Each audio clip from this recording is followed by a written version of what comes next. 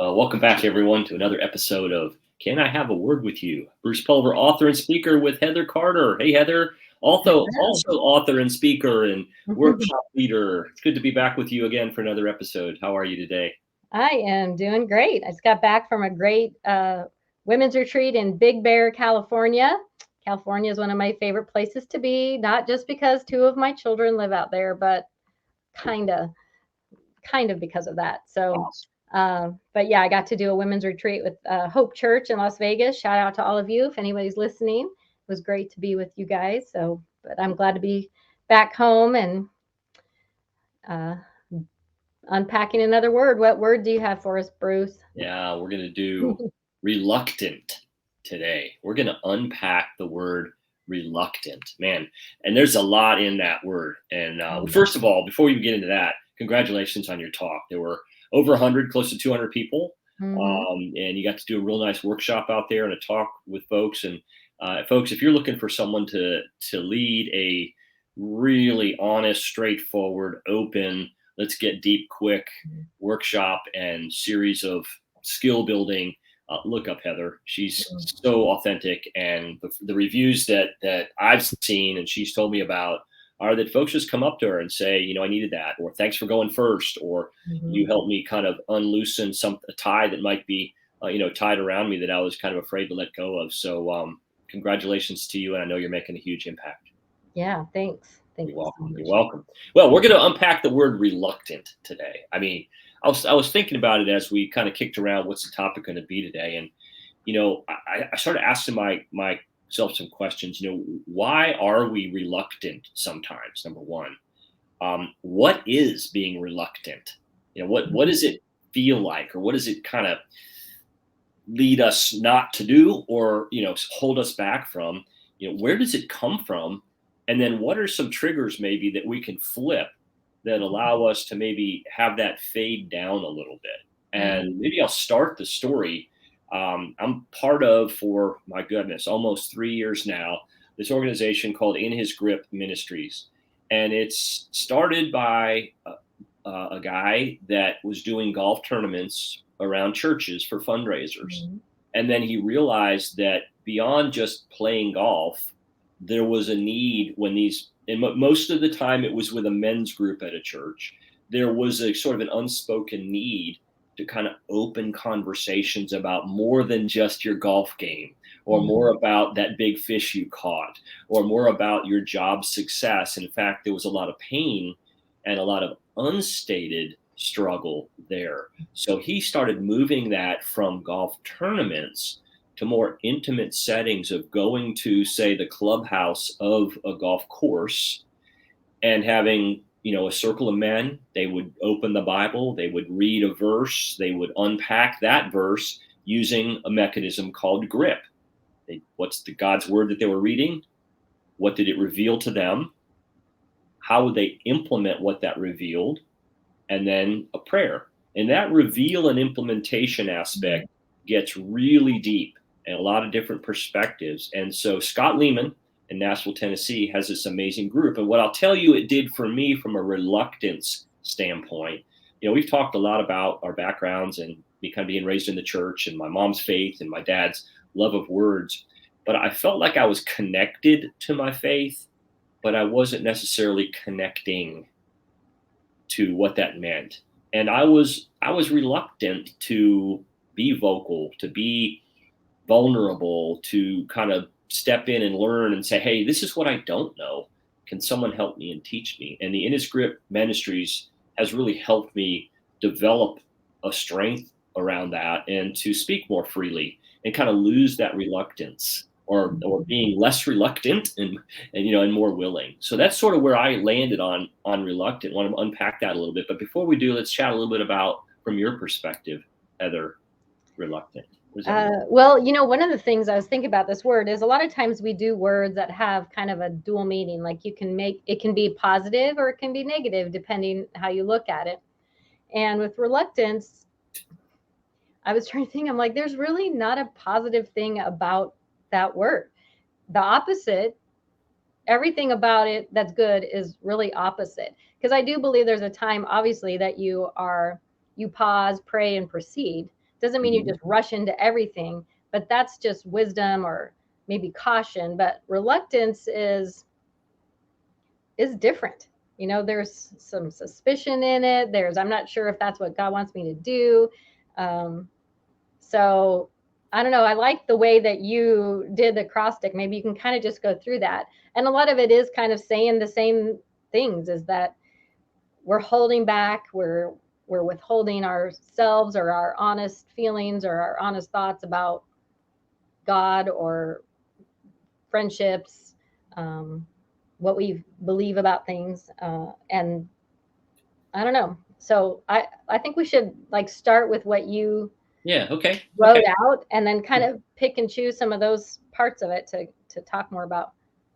Sure. Well, we've been in the His Grip Ministries, inhisgripgolf.com. If you're interested, there's a lot of information out there. Happy to share it with you. Message me. I'm happy to. We're in the Corinthians, and I landed on 1 Corinthians chapter 15, 2 verses. So let me read those, and then we'll unpack that. How's that? Mm-hmm. So 1 Corinthians 15, verse 34 in the CEV version says, "Be sensible and stop sinning.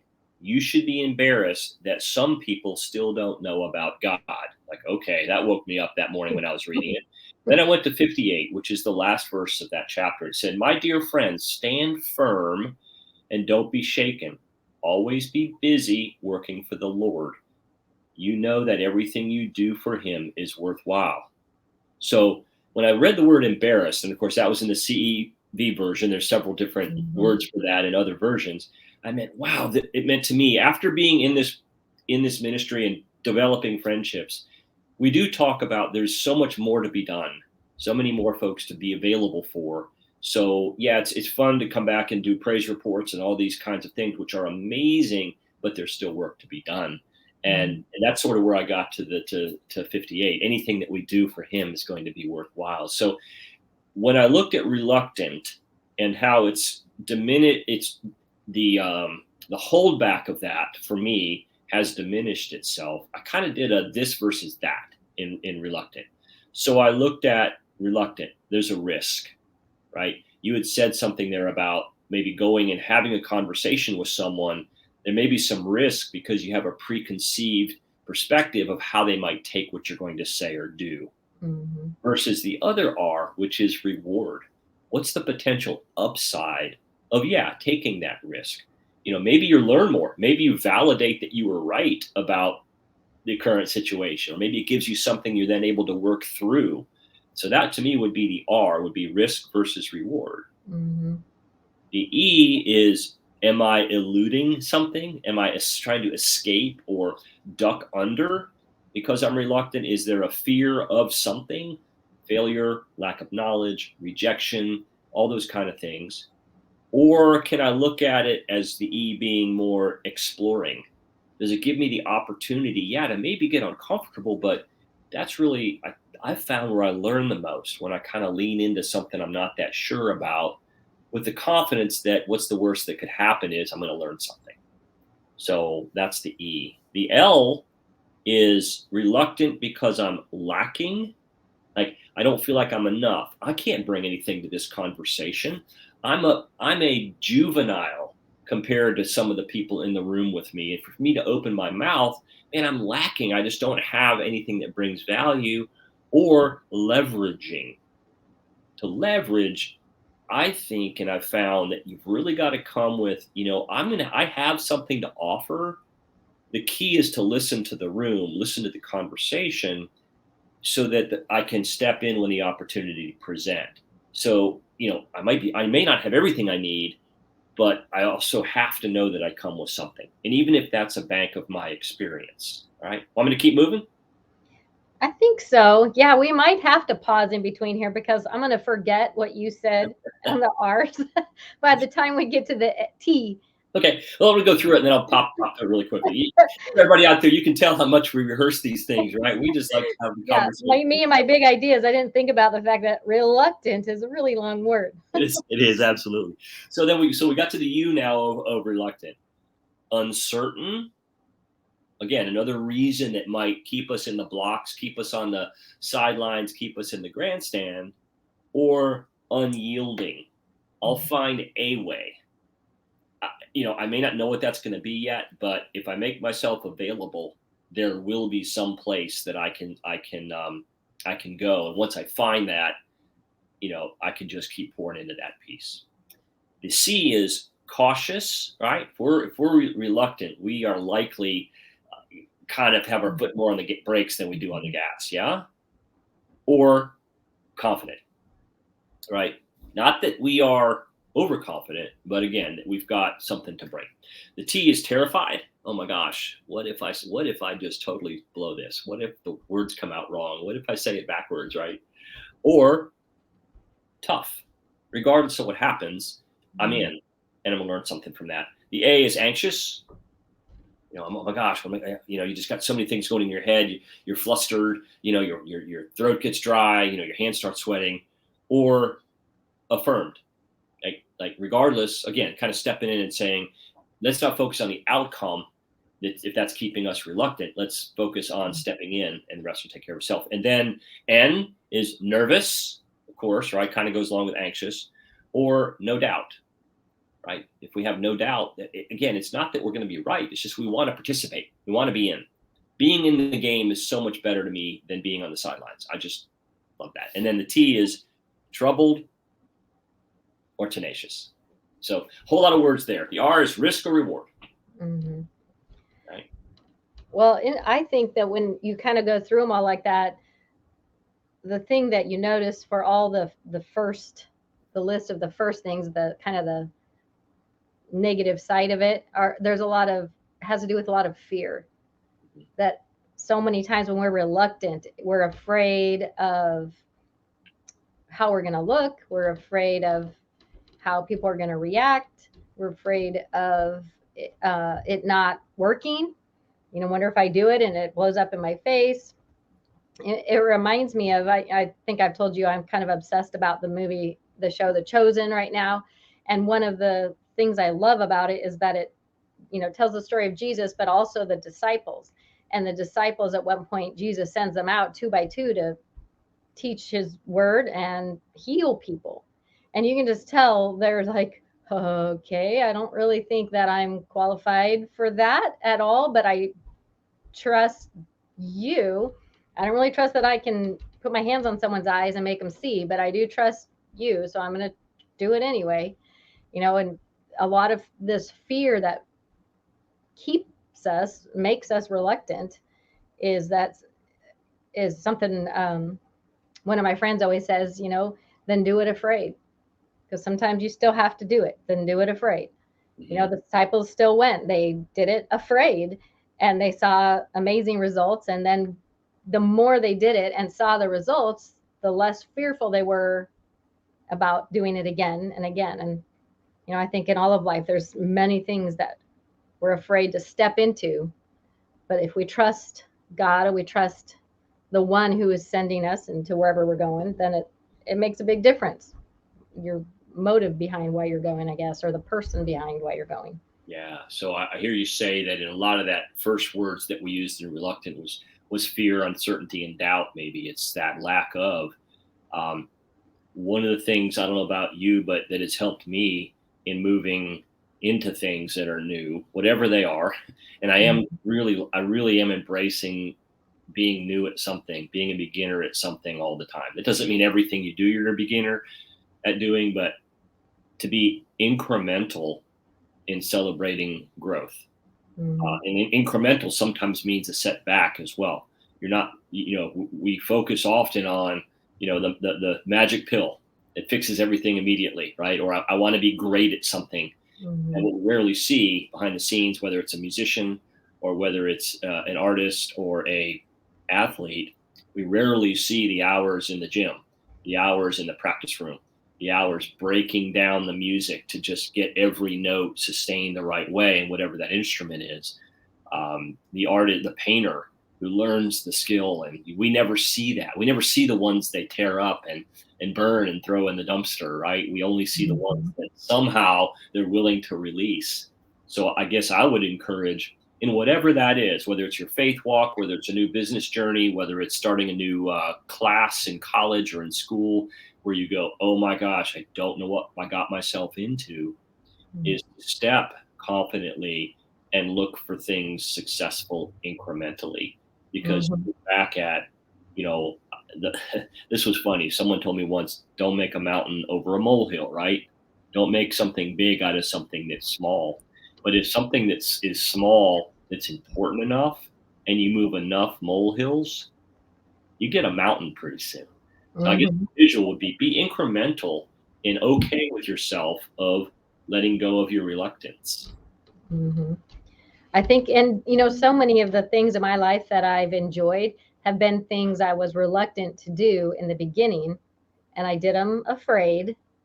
And then now, those are some of my favorite things that I like to do. When I was first speaking, I was doing these 3-hour Soul-Selfie soirees, and they were 3-hour interactive women's events. And that was what I was marketing. And then someone said, oh, well, can you just do the whole weekend and speak 5 times? And I was like, well, that's not something, I don't have that written out already. And so I did that. And I was very nervous about being the only speaker for the whole weekend. And now I get to do one where I'm the only speaker. And I'm like, gosh, I wish I was doing all of them, because that was good. And so you go back, and now that's one of your favorite things, is something I was reluctant to do, Yeah. is now God pushed me past that, out of my comfort zone, and past the fear and the reluctance of trusting that He's got a plan. If He's bringing it to me, He's going to help me figure out how to say something that matters. Um, and so, if we push through, you often, through that reluctance, and trust, I think we see amazing results. Well, I think you're spot on, and we've talked about this, and we're into now our halfway through at least our second season of Mhm. episodes of Can I Have a Word with You? And we pull things out of my book, Above the Chatter, Our Words Matter. We grab words from your book, Soul-Selfie, and we just have. I think for me, I guested on enough podcasts of being really nervous about, oh my gosh, I'm going to be asked questions, and where does that go? And that over time, I became more comfortable. I felt like I had a wider breadth of experience to pull on, and that could not happen day one. It couldn't happen Mhm. stepping out right away for me. So it took that knocking the reluctant down by doing a little bit more and a little bit more. So you went from a 3 hour to a long weekend, maybe thinking, do I have enough to say that's of Mhm. value, that's going to bring people, good quality input and results and information and things they can act on? Well, you do enough, you stretch the time, you get new things to include in what you're talking about. And that's in life, right? That's in not just you and me, but that's in anything, right? You say you start Mhm. playing tennis or pickleball, I guess it would be now, right? And you've got the serve, but then you got to figure out, okay, I've got that, but now I need to learn how to be, how to volley, how to stay out of the kitchen, how to keep the ball low, whatever the skills are in that sport that you want to get Yeah. better at. Well, let me just pause for a minute and say, if you do play pickleball, here's the hardest part: keeping score. That, if you, anyone, I'm probably getting an amen from anybody who has tried to play pickleball, especially if you play with 2 people, and then it's worse if you play with just 3. So anyway, just saying, the skills are not necessarily, your brain has to be engaged, and that is where I tend to fall short on that. So, Well, well, as you we know, bring this thing in for landing, yeah. what else you got? I got a couple of things to just wrap up, but what do you got? Well, I just had a thought while you were talking about the reluctance piece of, a lot of it I think is about fear sometimes, but I think in my life it can also be about relinquishing control. And we've talked about, we're having guests on our podcast, and that took us both a little while, and I don't know if the same reasons. Part of it is the details of it, but my reluctance, a lot of it was about, but I don't know. I mean, I know what you're going to say, and I can trust that you're not going to make us have to re-record it because you say something inappropriate. But the reluctance is like, do we bring in guests, and then we relinquish a little bit of control about what's going to be said on the other end of that. And so there's a faith piece in that, and just seeing like, I don't have to be in control of everything. I already know that's one of my signature sins that I write a lot about in my blog. But that's a hard piece for me. So I'm really glad we're going to have guests on, and we've tested the waters with it, and it was great. And again, you just got to do it afraid, or do it with a little bit of anxiousness, and trust God with the rest of that. I agree. I guess you think back how many, let's say it's just, I don't know, anything, starting to ski, I don't know, roller skate. I don't know. It doesn't matter, where there's that reluctance because you don't know what it's going to be like. You don't know how to do it. You don't feel like you've got the skills. And then you do it. And at the other side of that, you have a totally different perspective that you had before. So what I would encourage is reach back to one of those moments that you've had where you, I don't know how to fly a kite. Next thing you know, you go to a beach, and 2 hours later, you're still flying the kite. Maybe it crashed 3 or 4 times, but now you're a kite flyer. So what else can you take when you were fearful or reluctant to do that simple thing? And then you sort of, I don't say you mastered it, but you felt comfortable and you enjoyed doing it. Whether it's your faith walk, whether it's your corporate situation, whether it's relationships, I would encourage you to look back at some things where you have stepped through something where it had reluctance to start with, but you went ahead anyway. Yep. Good word, Bruce. Thanks for bringing it up. It's a two-way process here, as our friend Bill Schomburg would say. It's a two-way street. So I hope folks got something out of this reluctance. We would appreciate you following, rating. We love 5 stars. If you got a minute to write a review, even if it's a couple sentences, and more importantly than that, those are all great things. But if this means something, find 3, 4, 5 friends that you can share this link with. There are over, what are we on, almost our 70th episode. So what we're hopeful is that you can step back. Maybe there's an episode here you weren't aware of that we did, and a word that we broke down and unpacked that you might want to dive into. So they're all out there on all the platforms that we're on: Apple, Spotify, and Anchor, and we post some of these out to YouTube as well. We're going to get better at that. But go back and look at others, and please share this out with others, because that's the way the ripple goes, and we reach people that we don't even know. And maybe there's a nugget that'll hit someone who's having that kind of day that they just needed to hear about the word reluctant, or any of them that are in the library. And if you look on my site on heathercarterwrites.com, I post those in there. So if you're on there, you can sign up for them to come to you each week. So in case you are the kind of person like me who forgets to go look for it on every Tuesday, it will just come in your email. But the nice thing about those is I categorize them. So let's say you are struggling with forgiveness or resentment or control. If you go to browse my blogs by category and click on that topic, everything I've ever written will pop up, but also any podcast that we've ever done on those topics will pop up. And, every time we do one, it covers probably 10 topics that are in that list, because we have a lot to say. And we've got a circle that intersects, but we have ones that don't. So for mine, you can go out to my Facebook page, Bruce Pulver, my Facebook page above the chatter, Bruce Pulver, my LinkedIn page. And every Tuesday, I post the link in the comments. I say, here's the word we're unpacking, and then the link to the podcast is right there. So you guys can pick us up anywhere. We're trying to be pretty easy to be found. And our goal is to just share some perspective, some uplifting encouragement in a messy world that we're all swimming through together. Yep. All right, Heather. Until next time. Thanks, Bruce. We'll see you next time. See you later. Bye, everyone.